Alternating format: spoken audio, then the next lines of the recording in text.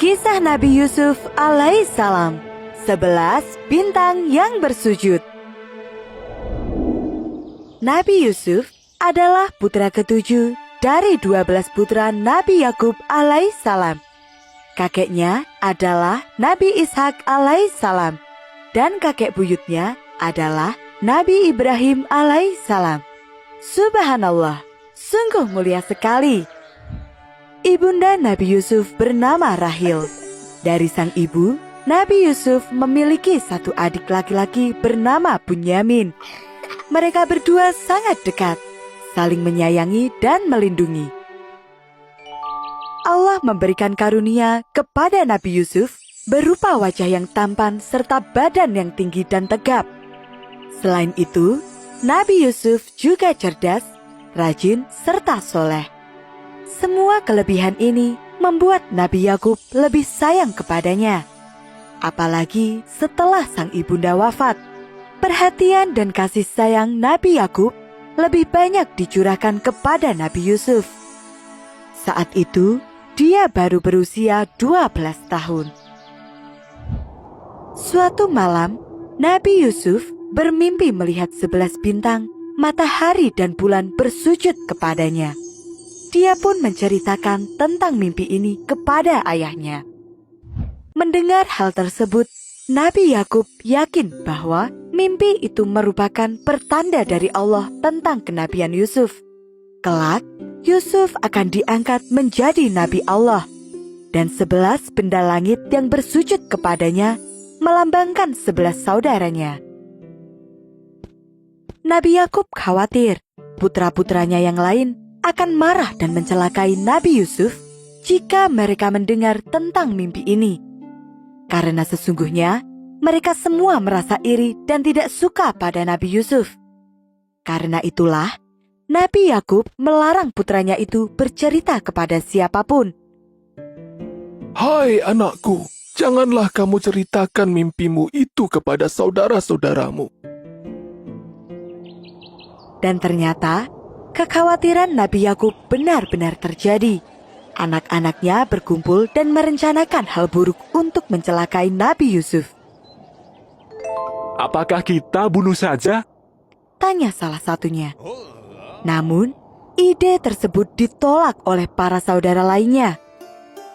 Membunuh adalah dosa besar. Akan lebih baik jika dia dibuang saja. Mereka pun sepakat untuk membuang Nabi Yusuf ke tempat yang sangat jauh. Hari berikutnya, para saudara Nabi Yusuf menemui sang ayah untuk meminta izin. Ayah, izinkan kami mengajak Yusuf untuk pergi bermain. Pinta salah satu dari mereka. Nabi Yakub tidak menjawab. Beliau merasa khawatir akan keselamatan Nabi Yusuf. Apakah engkau tidak percaya kepada kami? Sesungguhnya, aku khawatir kalau dia dimakan serigala di saat kalian lengah. Nabi Yakub terpaksa memberikan izin karena beliau tidak mau terjadi perselisihan lagi di antara anak-anaknya. Pagi hari berikutnya, mereka semua pergi meninggalkan rumah, menuju ke tempat yang sangat jauh. Kita istirahat dulu di sini. Ada sumur di sana. Ambillah minum jika kalian haus. Mereka semua pura-pura mengambil air, padahal mereka sedang menyiapkan rencana. Beberapa di antara mereka menangkap Nabi Yusuf secara tiba-tiba dan melepas bajunya. Setelah itu, mereka mengangkat Nabi Yusuf dan menceburkannya ke dalam sumur. Rencana kita berhasil. Kalian semua harus ingat, jangan pernah menceritakan kejadian hari ini. Untung saja kita tidak mengajak Bunyamin, karena dia pasti akan mengadu. Mereka pun pulang dan meninggalkan Nabi Yusuf sendirian di dalam sumur. Sesampainya di rumah, salah satu dari mereka menghadap kepada sang ayah dan menyampaikan kabar duka tersebut. Wahai ayah, meskipun engkau tidak akan percaya kepada kami, tapi kami berkata jujur. Yusuf telah dimakan serigala. katanya sambil menyerahkan baju Nabi Yusuf yang telah dilumuri darah palsu. Nabi Yakub menerima baju itu dan mendekapnya. Beliau merasa sedih dan terpukul karena yang dikhawatirkannya benar-benar terjadi. Kamu telah mengikuti hawa nafsu dan bujukan setan. Suatu saat nanti, kamu akan merasakan sendiri akibatnya. Semua terjadi sesuai kehendak Allah. Karena itu, Nabi Yakub mencoba untuk tetap sabar dan terus berdoa memohon pertolongan dari Allah. Sementara itu, Nabi Yusuf terjebak sendirian di dalam sumur. Dia berteriak meminta pertolongan, namun tidak ada siapapun di atas sana. Setelah 3 hari berlalu, tubuh Nabi Yusuf mulai melemah karena kedinginan sekaligus kelaparan. Saat itulah, sekelompok pedagang menemukan Nabi Yusuf. Oh, wajahnya sungguh tampan. Kita bisa menjualnya sebagai budak. Para pedagang itu membawa Nabi Yusuf ke Mesir, tempat yang sangat jauh dari rumahnya. Meskipun demikian, Nabi Yusuf tetap bersyukur karena dirinya masih hidup. Sesampainya di Mesir, para pedagang itu menjualnya kepada seorang menteri yang berkuasa yang dikenal dengan sebutan Al-Aziz. Dia adalah budak yang aku beli. Perlakukan dia dengan baik. Kata Tuan Al-Aziz kepada istrinya Zulaiha. Sejak saat itu, Nabi Yusuf hidup sebagai budak. Dia selalu bekerja dengan sungguh-sungguh dan rajin. Karena itulah, Tuan Al-Aziz pun memperlakukannya dengan baik. Beberapa tahun berlalu, Nabi Yusuf tumbuh menjadi pria dewasa yang tampan, sederhana, baik hati, cerdas, dan bijaksana. Semua kelebihannya ini membuat banyak wanita jatuh hati padanya, termasuk Zulaiha, istri Tuan Al-Aziz. Zulaiha melakukan segala cara untuk menggoda Nabi Yusuf. Namun, semua usahanya selalu gagal. Siapa kamu berani menolakku? Jika kamu tidak mau menuruti perintahku, maka aku akan mengirimmu ke penjara, dan kau akan menjadi tahanan yang hina. Nabi Yusuf tidak menghiraukan ancaman itu. Dia terus berusaha untuk menghindar. Namun, Zulaiha menahan dan menarik bajunya hingga sobek. Suara gaduh mereka terdengar oleh Tuan Al-Aziz. Apa yang terjadi di sini? Yusuf berusaha menggoda aku. Teriak Zulaiha berbohong. Dia takut perbuatannya diketahui oleh sang suami. Tuan Al-Aziz tidak percaya begitu saja kepada istrinya. Apalagi ketika dia melihat baju Nabi Yusuf yang robek di bagian punggung. Itu artinya istrinya lah yang telah berbuat salah. Tuan Al-Aziz merasa malu mengetahui perbuatan istrinya. Tapi, dia juga tidak ingin cerita ini tersebar. Untuk menutupi semuanya, Tuan Al-Aziz pun memasukkan Nabi Yusuf ke dalam penjara. Ya Tuanku, penjara ini jauh lebih baik bagiku daripada aku harus menerima segala bujuk rayu dan tipu daya mereka. Kata Nabi Yusuf dalam sela-sela doanya. Ketika di penjara, iman Nabi Yusuf justru semakin bertambah. Dia menerima semua ujian itu dengan sabar dan memanfaatkan waktu untuk dakwah, mengajak para tahanan lain untuk bertaubat. Salah satu kelebihan Nabi Yusuf adalah pandai menafsirkan mimpi. Dan pada suatu hari, datanglah 2 utusan raja. Ikut kami. Raja memanggilmu untuk menafsirkan mimpinya. Nabi Yusuf dibawa ke istana untuk menghadap raja.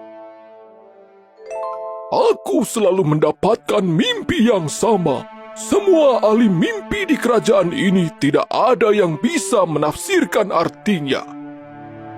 apakah engkau mampu? Kemudian, raja pun menceritakan mimpinya. Dalam mimpi itu, raja melihat 7 ekor sapi gemuk dimakan oleh 7 ekor sapi kurus.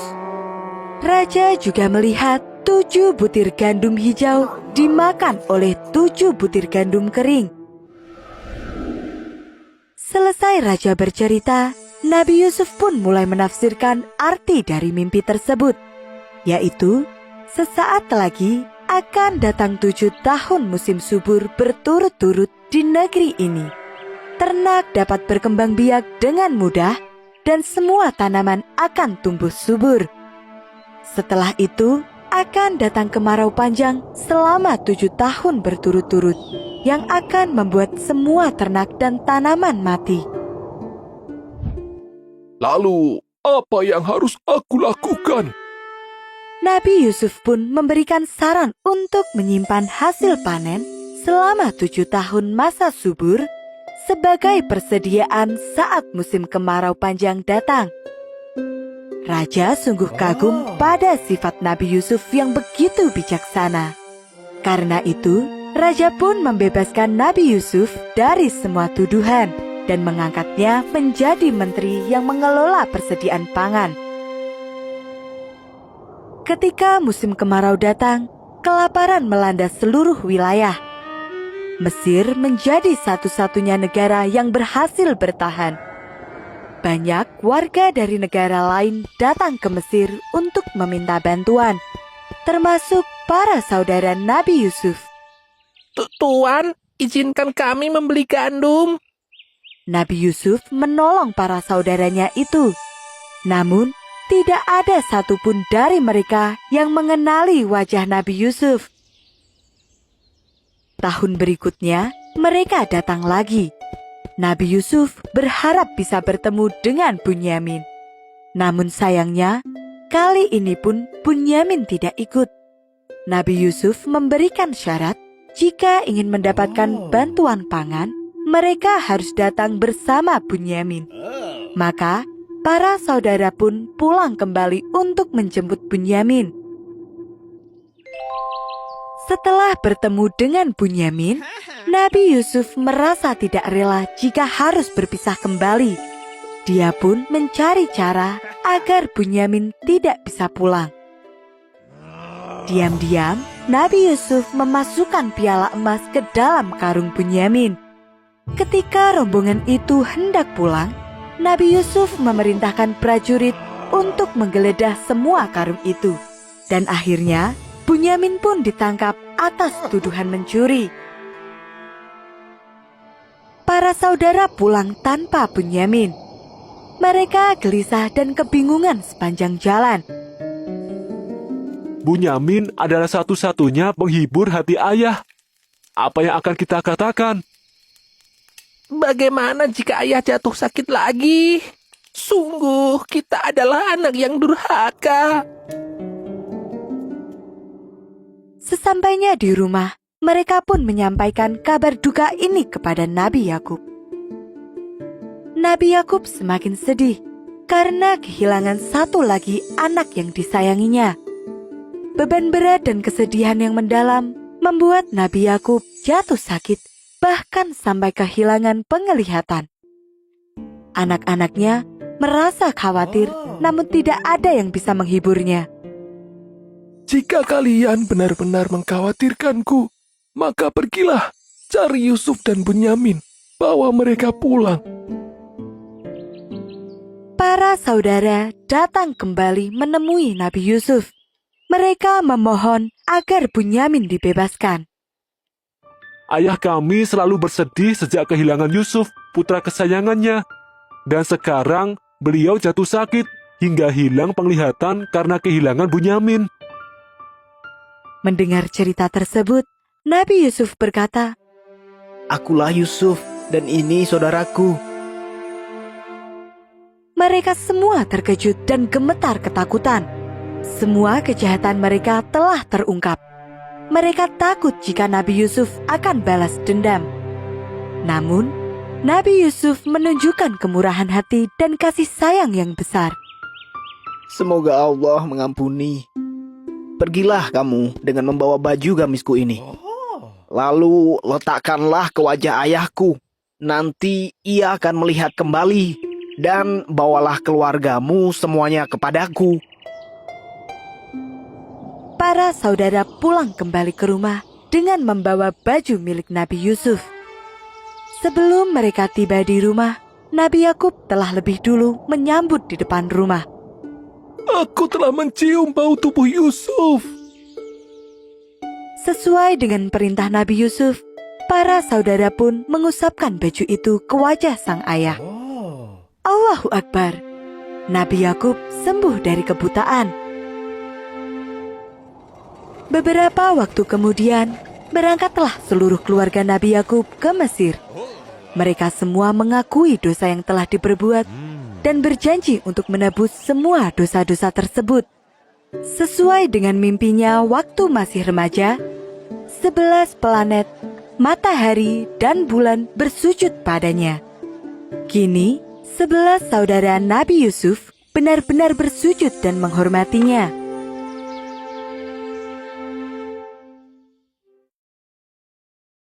Halo teman-teman, ini dia aplikasi buku cerita yang seru. Di sini, kamu bisa membaca banyak sekali kisah dari 25 nabi dan para sahabat. Selain buku cerita, ada juga animasi dan permainan seru.